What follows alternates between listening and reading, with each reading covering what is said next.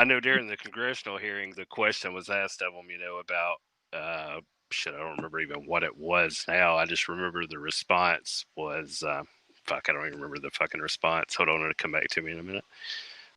Dragonfly just landed on my thumb. Oh man, it left. I was trying to get my phone and take it. They used to speak about marriage, Rob. Damn it. Whatever, dude. NASA has set up an independent study to study UAPs. NASA has. Yeah, well, one of the press members asked what their budget was going to be, and they said tens of thousands or up to no more than $100,000. And I'm thinking, are you fucking shitting me? Dumb motherfuckers. Well, they don't need that much because they already have the information on record. You're not wrong. Yeah, dude. They already have it. It's all on file. They don't need right? to Yeah, all they got to do is unscrub those fucking videos and shit from the ISS they scrubbed. Yeah. Tens of thousands of dollars. Well, however much one secretary costs to pull file. Ooh, that's dicey. Some of it's so far the fuck out there. Oh God, I almost died. I've had my fill of some of the deeper conspiratorial stuff. I think me too, man. Now I do believe the shit that happened with the sunspot. Yeah, but why didn't LMH take him up? Because LMH has ties to the fucking sheriff and shit. She lives in Albuquerque. I mean, maybe. I mean, it's the most logical fucking reason that I can come up with. Well, at least she got back to him. Yeah, that's one thing. Or, allegedly. Allegedly. Hello. It's been a while. How are you doing? You both okay? What are you doing? Fucking marvelous. That's good. That's better than good. So what about you, Max? What's going on? Tell me what's happening. I'm just forever extremely busy. It's getting out of hand. Let's put it that way. I think we left off right when you came out of the house and saw this thing overhead. And it was like a golden light, an orb or something. And also, I did some research on Aegean, and it turns out, I don't know if he sent you the link, but that's a figure in Greek mythology. The owner of the stables, one of Hercules' tasks was to clean the stables that hadn't been cleaned in thousands of years, all the dung and stuff like that. I thought that was a clever name for a waste disposal company. But they also had a lot of with government organizations there. Whatever they actually are, who knows? I'm Batman. So the first thing I saw was the flash of light in the sky. I look up after another flash of light, and there they are, two balls of light side by side, pure white, not very high up. I'm just guessing, maybe 80, 60, 80, 100 feet. Not more than that. There's no way. These things were clearly really low down. Just traveling along silently, a double flash of pure white light, super bright, and in quick succession. So it was a very quick flash. And they broke at a 90-degree turn to the left and shot off over the roof of the house. So, of course, I'm gobsmacked, immediately thinking this is what my daughter must have seen the night before with our neighbor's daughter, Rihanna. And so that's when I've gone outside. So we're at the point I think we left off, where I'd been struck with the, no other way to put it, a telepathic instruction. It's the only wording to use, which of course shocked me. And I step outside, I look up, and this thing moves from, must have been right over the roof of the house. And it's maybe 30 to 40 foot long. And I know, based on what happened for the next 2 nights, that it was about 5 or 6 stories up. So, because I guesstimated at first, if you put my house on top of itself, ground floor all the way up to the top of the roof, I know now, because I measured it to put an aerial up on my TV aerial, that it's just a fraction under 10 meters, which is about 30, 33 feet, right? I think there's 3 feet to a meter. So basically, if it's about 60, maximum 80 feet high, this thing was, right? Jesus. But as I've stepped out and looked up and it's moved over and stopped, this all happened at once. It was as if being that close to whatever it was, it felt like extreme levels of static electricity. I mean, all of the hair on my body stood on end, and that wasn't from fright at all. It was just immediate, as if I'd stepped into a bath of static electricity. I even looked down at my left forearm because I felt all the hair going on end from the tip of my toes all the way up to the top of my head. But this all at once, not just that, I was getting waves of tingles going all the way up my spine, over my scalp. It was really, really powerful. And it actually felt quite nice, to be honest. Right, a bath of static electricity. Yeah, and I know that warmth. exact feeling. That first orb 2 years ago, Chad, or a year ago, whenever it was that I experienced. That was the same feeling that I had then. Right, yeah. It actually felt really nice because of the way that it was going up and down my spine, over my head. It was like, I think the French say frisson, and it was just powerful, overwhelming, that physical feeling of that.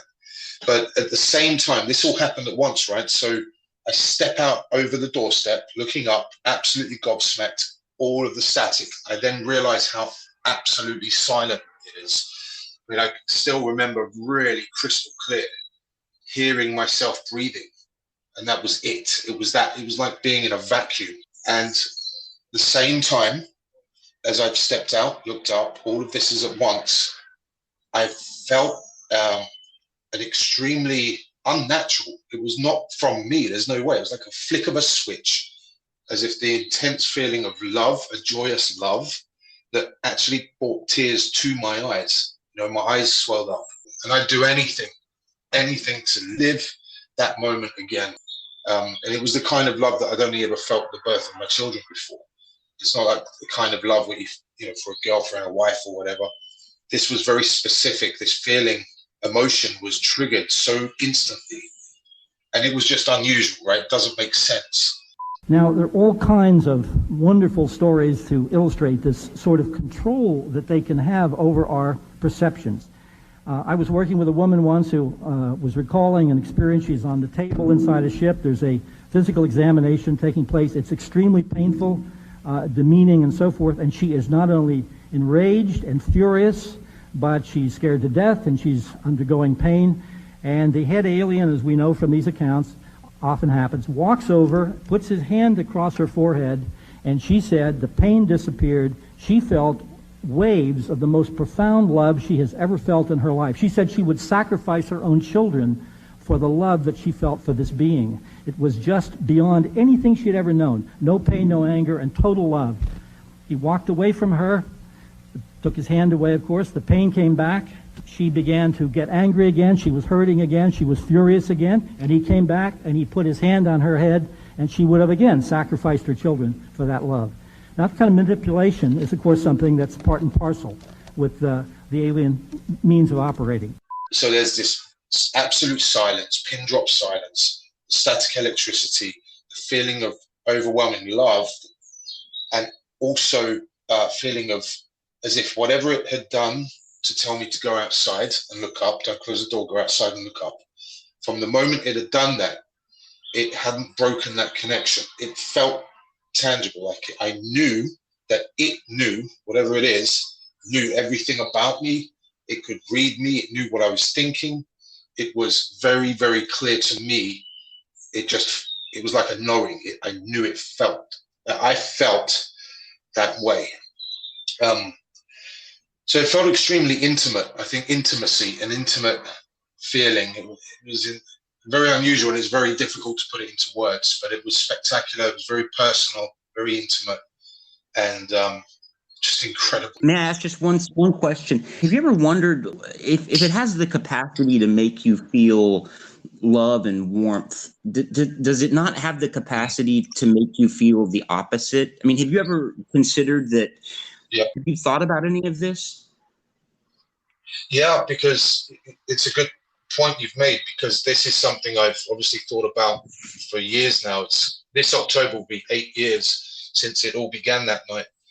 And I've wondered about the later events, the stuff that happened later on in 2015. Well, probably the first time was still in 2014, and then we had something else in 2015, which was really the opposite just as you've said, it was exactly the opposite. One of the things I have thought about is whether that feeling of love was put into me purposefully to manage my reactions so that I wouldn't, scream and run away. Because if you didn't have that feeling of love and connectedness with it, it would have been way too easy to just be so freaked out, because it was so freaky, but so beautiful at the same time. So it was almost. Damn it. Ugh. We lost him. Having his connection was real unstable there. Just since having. Maybe I'll come back in a minute. Hold on. Okay. God damn it. God. Fucking Anchor. Frustrates the hell out of me. I think the Chinese may be on side. There he is. Yeah. Sorry about that, dude. No problem. No problem. It's I'm not sure where we lost each other there, but I was saying that you've raised a really good point, and this all came up later on. But I was speculating that if I was going to place bets, if I wanted to speculate, I would suggest that the feeling of love, connectedness, all of that business, because it didn't seem to come from within me, it just didn't make sense for that to be the feeling so overwhelming, so instantaneously. To me, I would speculate that was a way of managing my reactions and my response to keep me there, because it certainly felt almost godlike. It was, and I'm not a religious person, but that was enough to turn me, running to the nearest church. I mean, it was that incredible. That's troubling to hear. I'm especially considering that you just informed me that there was an incident where the opposite occurred. How many of these incidents have you had? I haven't actually numbered them, but so to go in chronological order, this first night for me, the night before for my daughter and the neighbor, then it came back for 2 more nights. And then about a week later, we had a red sphere, a red ball of light down the road. As I was driving, I pulled over to see what the hell was it doing, or what was it? And then later, after that, it turned nasty in the garden. We didn't see any lights or anything above us because we didn't look up. But that same feeling, but entirely negative and scary. I mean, the hairs on the back of my neck went up, and I was frozen solid with fear. We know what happens to individuals who are reporting abduction experiences psychologically. We know that they are psychologically scarred. The only set of psychological tests which, so far as I know, were ever done on this matter were done, I was partly involved in this in 1981. Dr. Elizabeth Slater, a psychologist, tested a group of abductees, or people reporting these experiences. She was not told the nature of the sample she was testing, anything about their UFO experiences, but she found that all of them shared 3 deficits psychologically. All had low self-esteem, all had a certain dissociation in their attitude towards their bodies, their physicality, their sexuality, and all had a lot of trouble trusting people. Well, at any rate, she pointed out, when we later told her after she wrote a report, the nature of the sample that she had tested and what they had experienced, and she said, though this doesn't prove anything, if these people had had the experiences they reported, then these are precisely the kinds of deficits one would imagine would accrue. And she said it's very much like what happens when you get a rape victim. Me and my girlfriend were mid-sentence. And back in the Matrix it goes. I think it's just the maybe the issue of going over the pond. Yeah, there it is. There you are. Your experiences seem to be. It's just so strange that people keep getting revisited by this phenomenon once it happens to them. Like how are they tracking you? How is it that once they've made the initial connection, they're somehow able to manifest themselves again and again and again and again? It's just the way it is. That's a good question. Yeah, I've said to myself, wrong place, the wrong time, right place, the right time. God damn it. Damn it, dude. Just tell him we're going to have to try again later. I mean, we'll let him reconnect and see what we can do. But yeah, we may have to. Well, no, because now it's going to be a human problem because everyone's going to get frustrated and we don't want that. Nah, we just I know you're fine because you're a fucking oak, bro. But sure he's like, fucking, this is bullshit. I fucking hate America. Just like everybody else hates America. I'm just so tired of it, bro. I'm so tired of it. Well, what is he saying in his textual messages? It has something to do with it. If what? If he's racist, just ask him. He's Just say, "Look, if you're racist." Sometimes Anchor senses that. Sometimes if you're sensitive to being a racist, or if you're susceptible to being a racist, our government disconnects your calls. I don't know. I don't think that's true. It's the algorithm. The algorithm. Or hey, stop being so racist. Just try and be less racist. That's what I'm going to do. Anytime someone asks me for technical support, I'm just going to say over and over again in some form or another. Just okay. Try this. Just try not being as racist as you normally are. Is the joke getting old? I don't think so. I'm gonna run it until it's dry. Have you watched The Man Who Fell to Earth? Not the original with Bowie, but that Showtime's done. Yeah, I like David Bowie. Motherfucker, that wasn't the question. Can you hear me? Yeah, I can hear you now. Yeah, I like David Bowie. The Showtime revamp of The Man Who Fell to Earth. Yeah. Oh, yeah. Like The Man in the High Castle. No. I'm sorry. Yeah, totally different movie. Yeah. Yeah, about they're working on the fusion reactor and shit. I thought that it was a movie about a man who fell to Earth. No. Well, I mean, yeah, the original was with Bowie. They've revamped it into a show, but that was the premise of the movie. He was E.T. who was sent to Earth to rebuild this fucking machine. Essentially, a fusion. Did they rebuild it? Did they get it rebuilt? Is it working again? They did, but the CIA has got their monkey in the wrench, or their wrench in the gears there. Don't give wrenches to monkeys, dude. They're gonna fuck everything up. Ridiculous, dude. Or to the CIA, motherfuckers. Monkey business. We have a Department of Homeland Security, Intelligence Bureau for geospatial shit, and we also have a monkey business agency. I think that's real fascinating. Monkey business agency. Hey, there he is. Hey. Yeah, we don't know what. Yeah, it's so weird that we were just talking about having an episode where it's just Spotify fucking up. Yeah, every 45 fucking seconds. Yeah. Yeah, I'm definitely making that episode. I mean, this is definitely the one. We're already making it. We're fucking living it now. I think at this, I'm going to make a little ding noise in post-editing, and that's going to be the rest of the episode, is just how many times Anchor has fucked us. Just a fucking car ding sound. There it is, dude. Excellent. Last. Yeah, no clue what's going on, but this is... You're crystal clear now, dude. Ah, excellent. Yeah, I was on Wi-Fi and I had a really good, strong signal, but I don't know what happened. Yeah, so sorry again. I'm gonna have to ask, where were we at just then before it cut? I'd like for you to finish the narrative of what happened that night, the first experience. Yeah. So this was when I'm still under it, right? First thing I did was wave. I didn't know why, but I'm under it. I mouthed high and waved because I really genuinely didn't know what else to do. It felt a little bit awkward, to say the least, because there was an absolute silence. I didn't know what I was looking at. I didn't know what was happening. I didn't know what was going to happen next. And so I suddenly go from feeling completely in awe of this thing to suddenly thinking, well, what happens now? And then all of the logical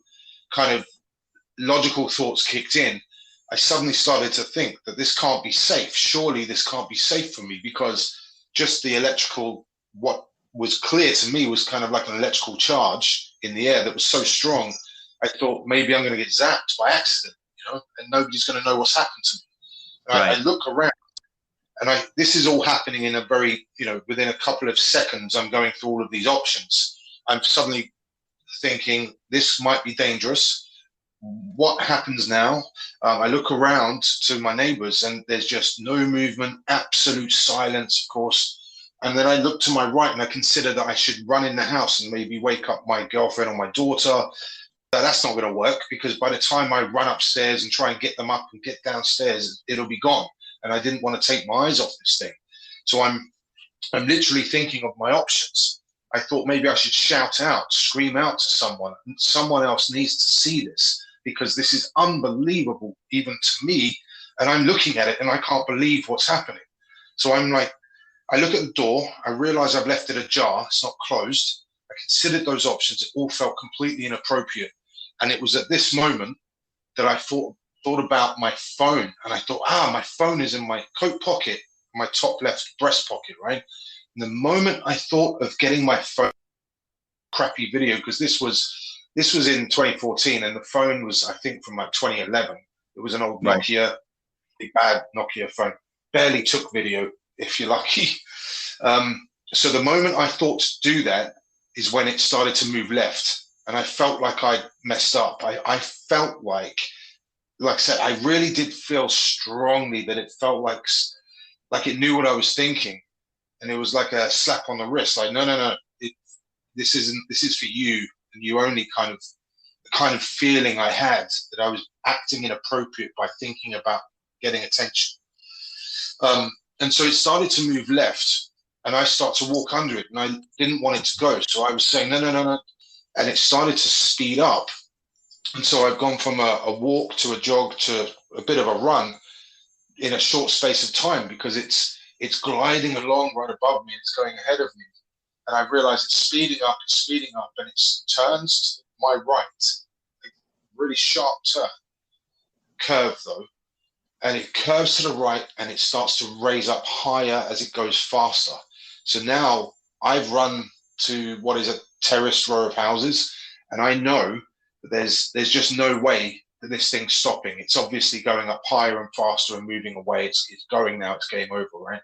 And I knew that I can't run around all of the houses the way that they're laid out. There was nowhere to go.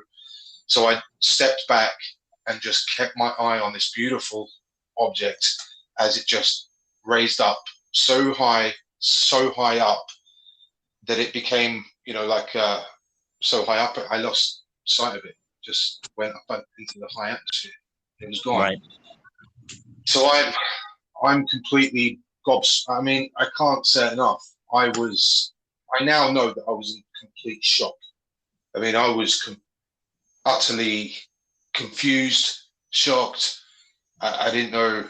I still even now can't really describe things properly because it's so complex and deep. But I came in the house, and this is where it gets interesting, right? I know that when I went outside, when the balls of light flashed and broke left, right angle, shot over the house, I'd go out the front of the house, looking around, don't see anything before I come back in, and so on. So at the time I was out the front of the house, and I looked at my phone for the time. It was 10 or 11 minutes past 4. And I looked at the time because I was going to say to my daughter the next day, I saw the same thing that you must have seen. But it was at 10, 11 minutes past 4 last in the morning. So I could tell her I looked at the time. So between when I walked inside, walked back outside under this thing, and it left, right? It seemed to me to be only a few minutes at best. But when I came back in the house, and there was a clock we used to have in the kitchen wall, and I'm up against the cabinet, and I look at the time, and it's like 20 to 5. So what? 25 minutes had gone. About 25 minutes. But to me, honestly, it seemed like just a handful of minutes, a few minutes at best, not 25 minutes. So, but here's the catch. I didn't have any gaps in the chronological order of things. There's no blank spot. There's no moment in anything that happened. That suggests some sort of a temporal warping. I can't help but think something to do with being that close to whatever the energy output is. Like I said, it felt like static electricity. But maybe assumptions, but if these things are operating by some sort of gravitational warping effect, well, we know space-time, right? There's a link there. And time must be in some way warped from, being on the object, if you are on the object, within the object, to an observer being whatever distance. It's it messes with time in some way, just from being so close to it. You're suggesting that it's still somehow bound by relativity. It's just a matter of maybe perhaps the engine or its propulsion system. I mean, Lazar said that it was a gravitational generator, essentially. Yeah, that makes sense. Right. I mean, I've seen some theories, pretty good theories I read maybe a year ago online, where somebody had said about like some objects, some of these spheres or objects have been observed on camera. I think it's Aguadilla or something. Aguadilla. There was one that goes coast. I think it was the Coast Guard, and it went down into the water without a splash, no splash. Obviously, trans medium, right? With no obvious. So on that video, it looks as if the object divides or splits apart, and the theory is that if there is this field around the object, as it approaches the observer, it could have, as if you're looking at that top line road in the summer and you get that division, the waves of heat, and it kind of duplicates. So it's like a gravitational lensing effect. Potentially, obviously this is all speculation and theory, but if it appears to split, but maybe it's not splitting, it's to do with the observation of something surrounded by a gravitational field, and it creates that lensing effect. Yeah, lensing, yeah.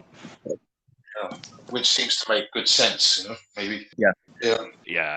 So I'm completely waiting for my girlfriend to wake up, because she was a carer at the time. She used to get up at 6 a.m. house to house for elderly people, and I knew she was waking up real soon, and I was in pacing around. I was a mess, man. I was an emotional wreck, and I don't know. Oh God, gives me tingles. Get tingles right now thinking about it.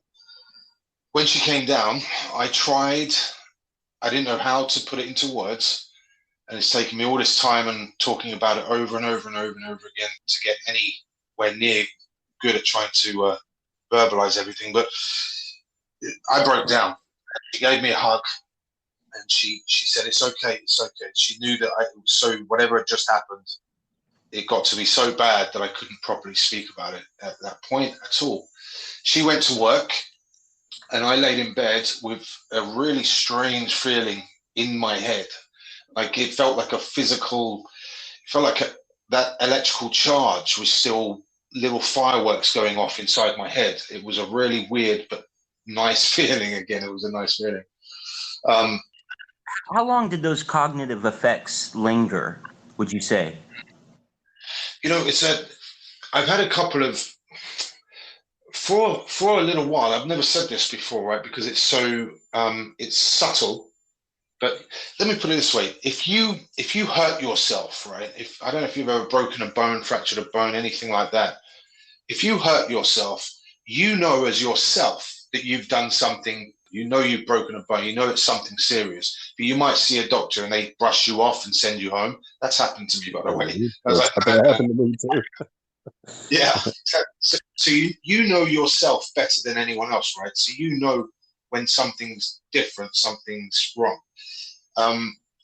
But I can tell you that there were a couple of subtle things that I noticed that I've never spoke about, because they are so, well, it just sounds, so subjective.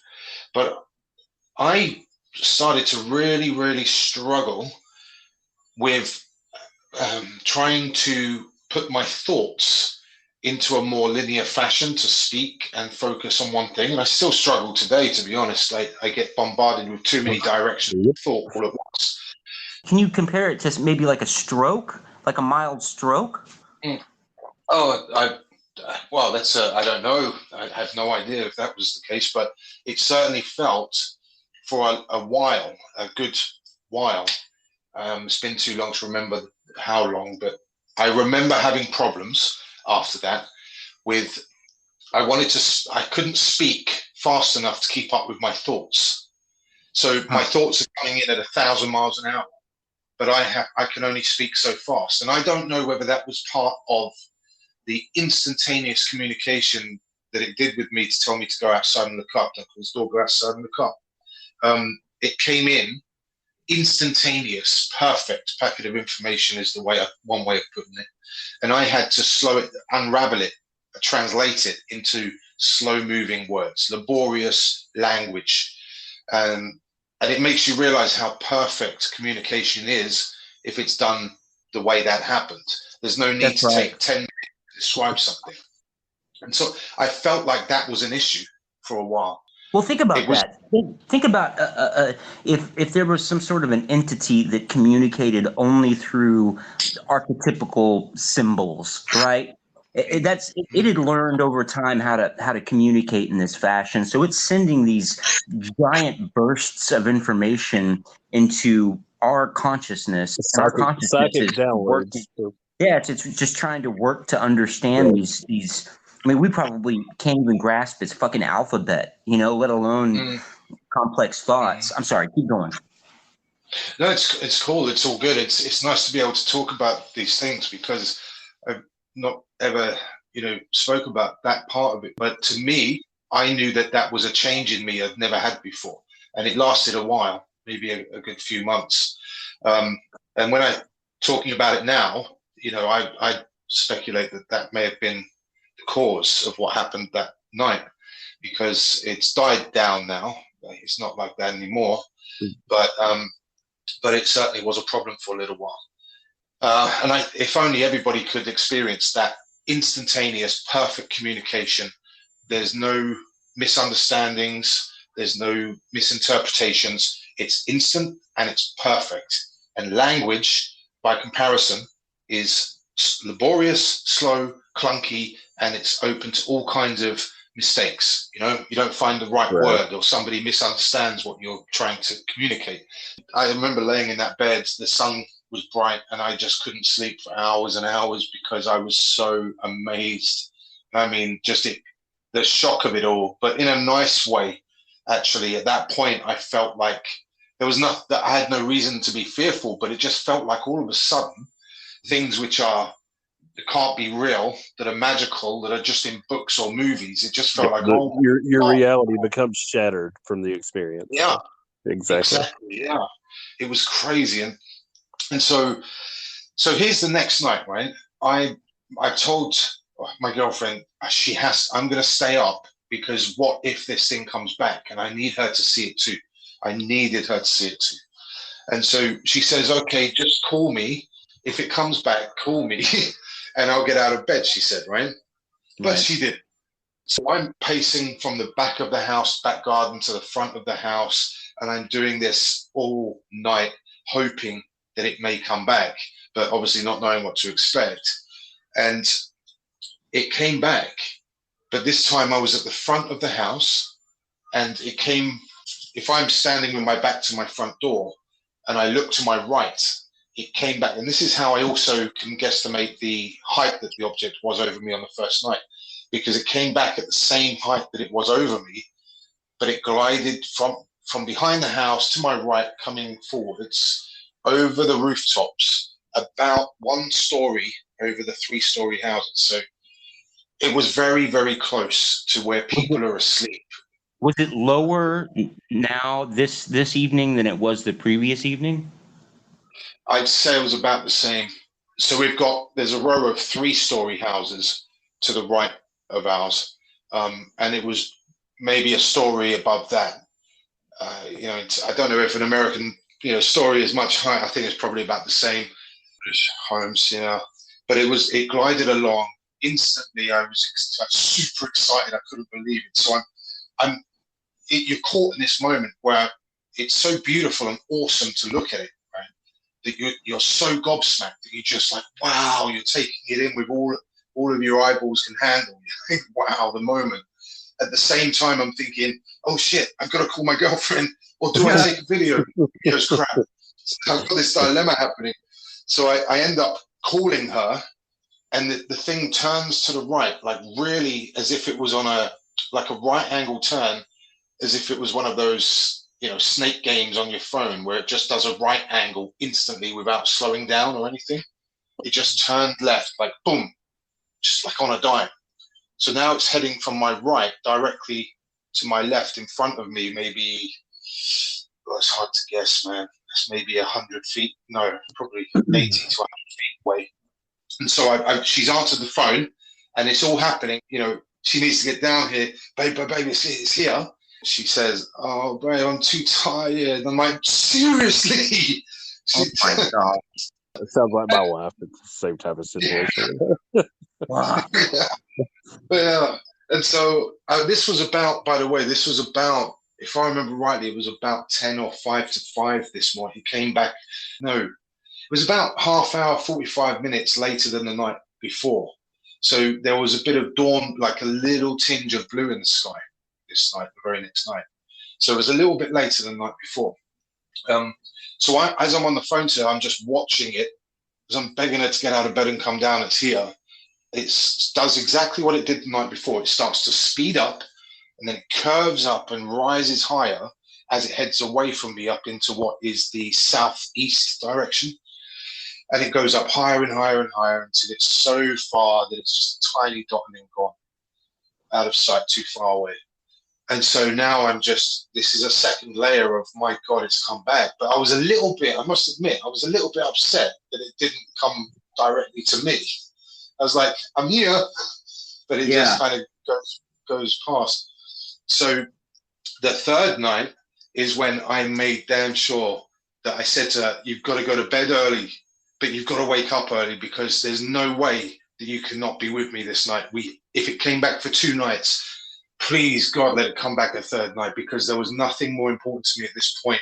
Was it about proof, or was it more of, I mean, I want to know, like, what, because it takes a lot for a person to resist sleep. And was it like an addiction? For me, with my wife, it was about proof more than anything. So she didn't think I was fucking nuts. Yeah. To be honest, the shock of it, like for you, is for me, I couldn't believe it. It was unbelievable what had happened and what this thing was. In order for me to even believe and accept what was happening, I needed somebody else with me, because it was just too unbelievable, man. It was like, even now, right? All these years later now, I still struggle to accept, even though I know it happened. I know it was real. I know it was happened. There's no question at all about that. But I still have trouble, because it was so unbelievable that it just is so out of place. It's so out of place with normality that it's just too incredible. So I can totally understand when people don't believe that, these things are even about, because it is incredible, absolutely unbelievable. It seems like such an experience would almost separate you from humanity, because it puts you in this class where you're totally just completely on your own. You believe one thing, you experienced it, but the rest of humanity... it puts you living in a different reality than the rest of humanity. The rest of humanity couldn't possibly understand it, because the rest of humanity has no concept of what that is. They had no way to grasp it if they did. That's why one of the most difficult things for me is even, somebody said to me recently, last year, they said to me, "Hey, Max, if you ever tell anyone about everything that happened to you, a bit of advice," he said, "I'll give you some advice." He said, "Just tell them about the fact that your girlfriend saw it too. Don't tell them about all the weird stuff, because nobody will believe you. They'll think you're nuts." Right. I was like, that's troublesome, because I have no proper, easy way to put that. That just doesn't sound, it's all nuts. So this third night, I got her to wake up. I think I got her to wake up about 4 a.m. or something, because it had come back around roughly the same time the second night. So I figured hopefully it will come back roughly the same time the third night. So she went to bed early. She gets up early, and I still picture it like it was yesterday. From the back door, you can see straight through to the kitchen, and she was there stirring. She just made a coffee. She's just stirring the coffee in the cup, and to my left this time, so in the completely opposite direction in the sky, and it was a good 10 minutes later than the previous night. The sky was literally starting to go blue properly. I mean, it was super early, but I'm trying to guess now, maybe 10 past 5 or 5 a.m., something like that. So I've seeing this thing drop down, when I noticed it, it was just coming almost straight vertical at a slight diagonal. I wouldn't know kind of degrees there, but it wasn't straight down vertical. It was coming in diagonally at a steep incline. And it came to a complete stop instantly.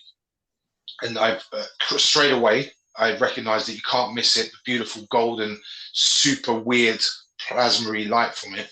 Huge thing. And so I've shouted, "Babe, he's here." And she comes running out to the back garden. And I lift her up because the fence, she's only 5'2". And I pick her up. And we're just staring at this thing for a few seconds, maybe 6 or 7 seconds. It just sat there, about, again, the same height from the rooftops, but in the opposite direction and quite a bit further away this time. Probably twice as far away as it was on the second night. And so she's watching it, just her jaws dropping like, "Oh, wow." And it hangs there. And then all of a sudden, from 0 miles an hour to, not super fast at all, but it just went from 0 to whatever speed it traveled at instantly without any acceleration this time, and just went up in the opposite diagonal direction. So in effect, it came down and went up and upwards and formed like a V shape of travel, so it goes up again, this time into the southeast sky. This time, I can't tell you what a relief it was for her to see it too, because she, of course, recognized instantly, this is unusual, man. This is not something you've ever laid your eyes on before. Just the type of light that comes from it, but everything about it, the way it moves, just everything about it is unique and bizarre. So I felt so happy that she'd seen it too. It was like, I rest my case. I'm not nuts. And she's seen it too. So either we're both nuts. Right. So that felt really good. Felt really good. But unfortunately for me, because it was so beautiful, that thing, that was the last time I ever saw that object, that specific object. And this is when things started to take a turn. So a few days go past, and I'm going to guess about a week, a couple of days, 3, 4, 5, 6 days, something like that, right? And I'm amazed. I hadn't told anyone. It was just me, my girlfriend, my daughter knew about it. And obviously the neighbor's daughter had seen them as well, the balls of light. And I'm driving down to a store one night, and it was super windy, like gale force winds, really bad winds, because it blew part of our fence over. And it was nighttime. So I'm driving to the shop. And as I approach this roundabout, from my left eye, I notice something that makes me take a double take. I look over to the left as I'm slowed down at the roundabout, and I see this ball of red light, and I'm thinking, what is that? It doesn't belong there, because the building that's on the other side of this roundabout is a car showroom. It's only 1 story tall, and it's got a flat roof, very low down. And I knew that there was high tension power lines and a railway track back there, but this ball of light was sitting above the actual high tension power cables. That doesn't belong there. What is that? What is it? So I pull over. I go over the roundabout. I pull over it in front of this car showroom, and I'm staring at it straight through the windscreen because I'm now facing it. And I keep thinking, it's out of place. What is it? So I get out of the car, I go around the front, and the whole time I'm not taking my eyes off it, trying to work out what it is and what it isn't. And it's just a steady light, maybe 6 feet across, just a perfect sphere of deep, deep red color. I can't see any reflection of light coming off onto anything, but I knew, and I could see that it was above the power lines, maybe 6, 10, 12 feet above the power lines. So I go around the front of the bonnet of the car, and I'm just staring and staring. I realized, my phone, again, my phone. It's in my coat pocket where I always kept it, in that coat. My coat was on my passenger seat. So I opened the door slowly, reached in, fumbled for my phone without taking my eyes off it. And I stood, the moment I got my phone unlocked in my hand, the thing just collapses in on itself. It didn't shoot off. It just disappeared. It just was gone. Boom, gone instantly. Yeah. Like, it just doesn't make sense, man. no feeling that like it was distance wise. Again, maybe at that point I was 80 feet away, probably 80 feet away from it, 60 feet, 80. I guess I'm guessing here really badly. Not too far, but far enough away I didn't feel anything. There was no silence. I remember there was no silence. No electrical feeling. It was just a ball of red light. Yeah, so that was that until, and this is where it's a bit tricky. That's fascinating that you say that. The only time I've really got the electrical feeling or the vacuum feeling was seeing the amber color, you know. How close were you? One time, one was right above a tree, maybe 80 foot, 100 foot, and I was probably 40 yards out looking up. Right. And then the other time was the first time my wife got to see one. I was out doing a C5 smoking, and she walked outside, and there one came over the top of a tree on the other side of the river, and she just kind of brushed it off and sat down. But I had that same feeling going on at that point as well. So, but like all the red ones and any saucer shape, anything like that I've come across, I've never had that, you know, that full experience like I had that time. It's fascinating, isn't it? It's so many questions, man. Right. Like, but so this is where I'm unsure of how much time had gone past. It's been too long. I wish I'd have kept a diary, that's for sure. It could have been a couple of weeks, it could have been a couple of months, but no more than 2 months or a month. It wasn't too much longer afterwards, right? That this is where it got, the first time it got scary. So it's about 11 to 12 o'clock at night, 11:30, something like that. And me and my girlfriend were out the back garden. We were sitting down. She was in a chair to my right in 2 separate chairs next to each other. And we were just talking before we were going to go up to bed. And my daughter wasn't in the house. She wasn't living with us by that point. She'd moved out already. So, yeah. So that's when the whole silence fell, and that feeling of being watched fell on us really fast, really powerful, to the point they put the hairs on the back of my neck up. It's the first time I've ever had that before. You know, the hairs just on the back of the neck in fear. I've never felt that level of fear before. And it was unusual because, again, there was no reason to feel that fear. It was like it was put upon me. And she felt it too, because we were mid-conversation, mid-sentence when that happened. So we both looked at each other, and she was like, what the f is that? Like, before I could answer, those footsteps from in front of us, 15 feet away maybe, came from the left side and the right side, and they were stepping closer and closer towards us. And we're both looking. I'm freaked out. She's freaked out. When she heard those footsteps booming, because it sounded like a goddamn dinosaur, and there's nothing like that here. There's nothing like that here. We have badgers, foxes, the occasional deer, small deer, and that's it. There's no predatory animals, no large animals. They just don't exist here. The UFO phenomenon runs a tremendous 180-degree gamut from being totally physical, nuts and bolts.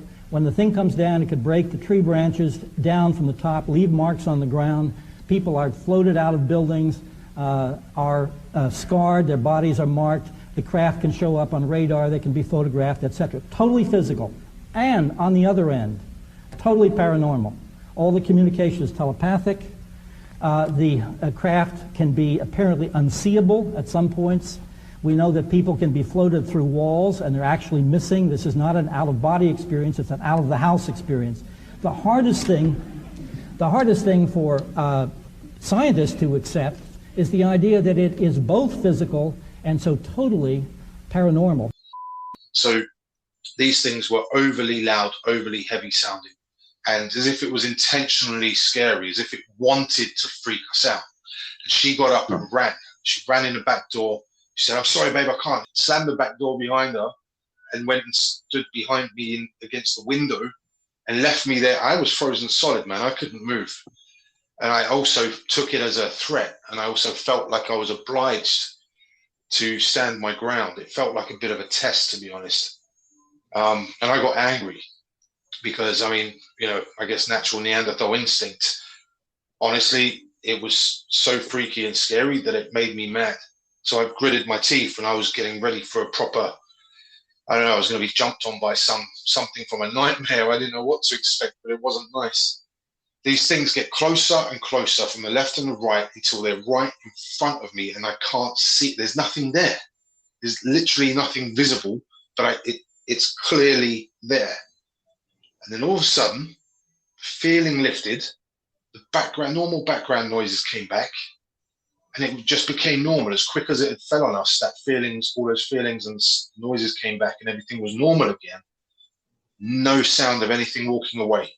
And I sat there for a few seconds, maybe a minute, getting my composure.